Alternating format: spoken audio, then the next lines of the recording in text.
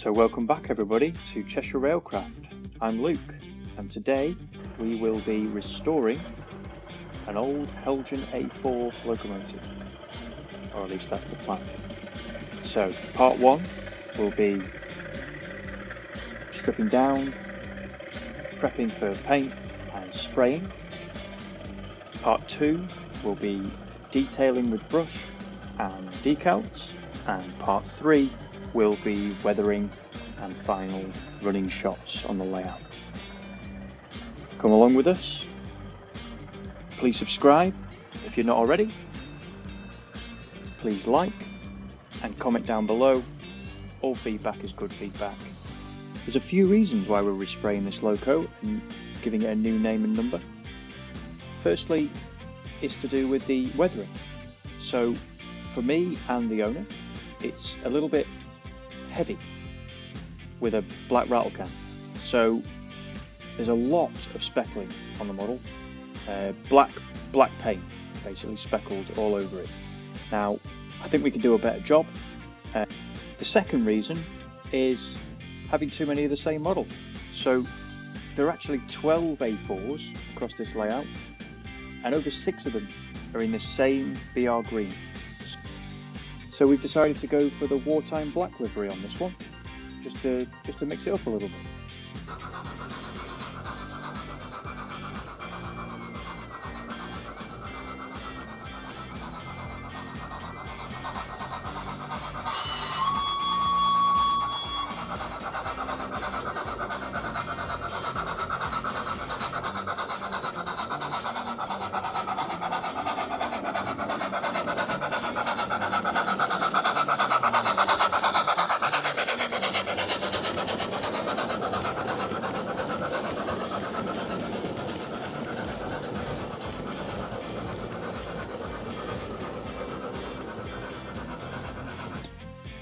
So first remove the screw holding the tender to the locomotive, then remove the wiring harness that connects the decoder through to the motors in the locomotive. Then while it's on its side, I'm just taking the 2 screws that hold the tender body to the tender underframe.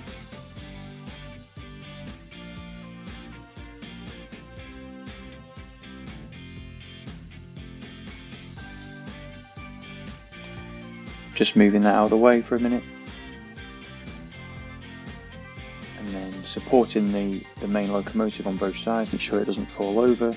I'm then removing the screw that holds the front bogie to the chassis of the locomotive, which then gives me access to the screw underneath, which needs to be removed next, along with the 2 screws towards the back. And once they're out, it frees the actual chassis away from the body of the engine.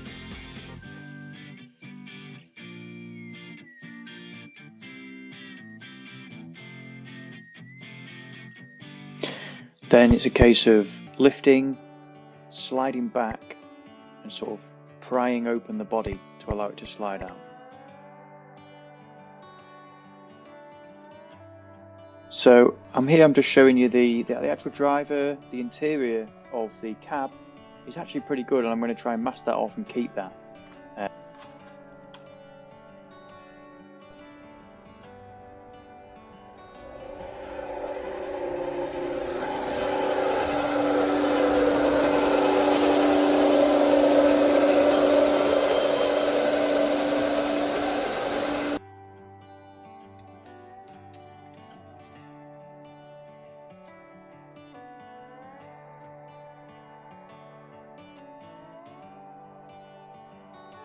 So I was toying with taking the 3-link coupling off the front of the locomotive, but it was actually glued in, so I decided to leave it on.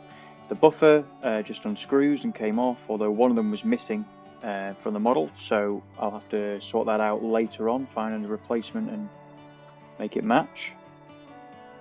So I'm just removing the driver here, who's actually been glued in with some contact adhesive, so he's quite hard to remove without breaking things, just being really careful.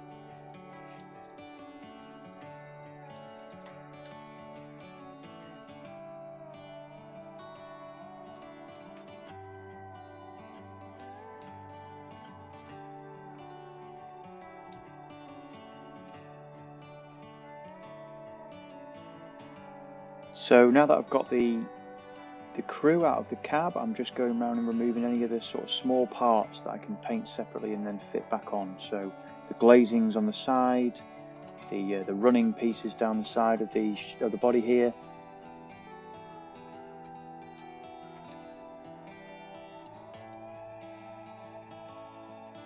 So I'm just removing the running plates here from the sides, again being really careful.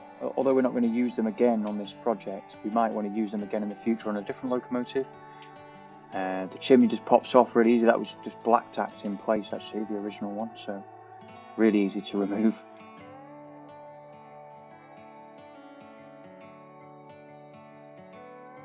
So this is the new Ellis Clark Black 5 that Phil Garner brought down to the layout the other night when we had a few people round. Go and check his YouTube channel out at Kirkby Bank. He's got an amazing project going on there where he's building a huge layout, so follow him there.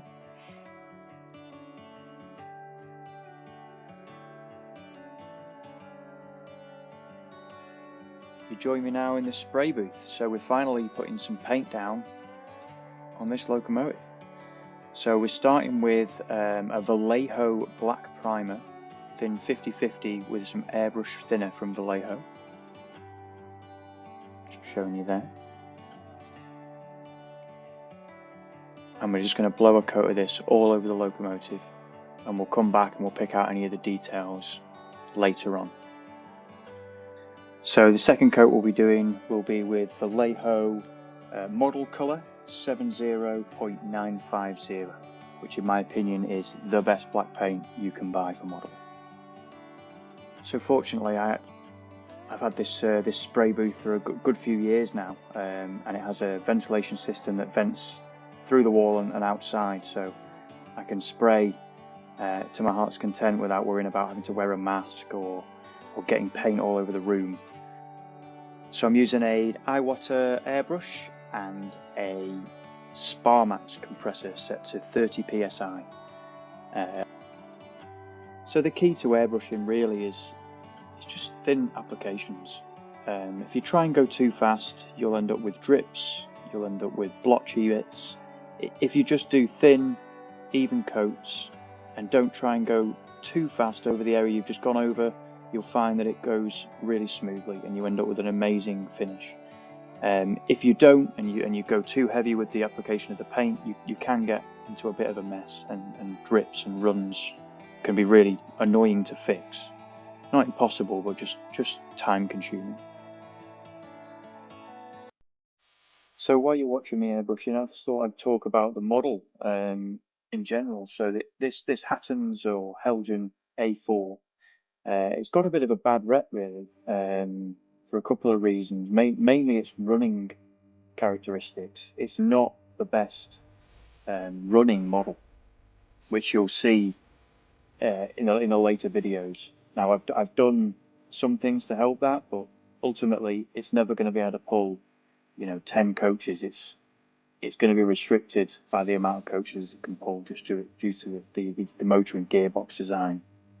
I'd be interested to know if anybody has any suggestions for upgrades for the running gear in these locomotives, because we have got quite a few, and it would be interesting to know what people have done to make them run a little bit better. You join me here at a part that I wasn't going to show, but I thought, why not? So I didn't remove the decals from the original model, and this is where it's come to bite me. So this particular decal is decided to lift with the paint application, and I've had to just scrape it off and then blow another coat of paint over just to tidy that up. It wasn't a problem in the end. It was just, again, a bit of a waste of time. I should have just scraped it off to start with. Next step then, so gloss varnish. So the purpose of this gloss varnish at this point, because this isn't going to be the final finish, this is just a protective layer over the paint now to make sure that during handling, decal application, weathering, I don't damage any of that black paint underneath. So I'm doing a mixture of 50/50 again, gloss varnish to Vallejo thinners, 30 psi through the airbrush, just giving a good coat over everything.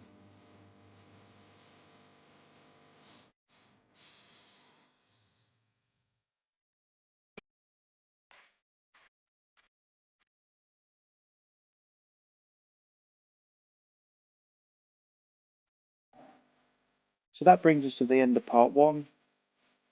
The base coats are all done, just the details to pick out with the paintbrush, and then the decals, and finally the weathering in part 3. If you'd like to see more detail on the processes I've shown in this video, then please let me know in the comments. If you'd rather see this all as one part rather than broken up into sections, let us know that as well. We're just testing this out. And any other future videos, if there's any specific things you'd like to see, again, suggestions are very much welcome. Thank you, and we'll see you in the next one.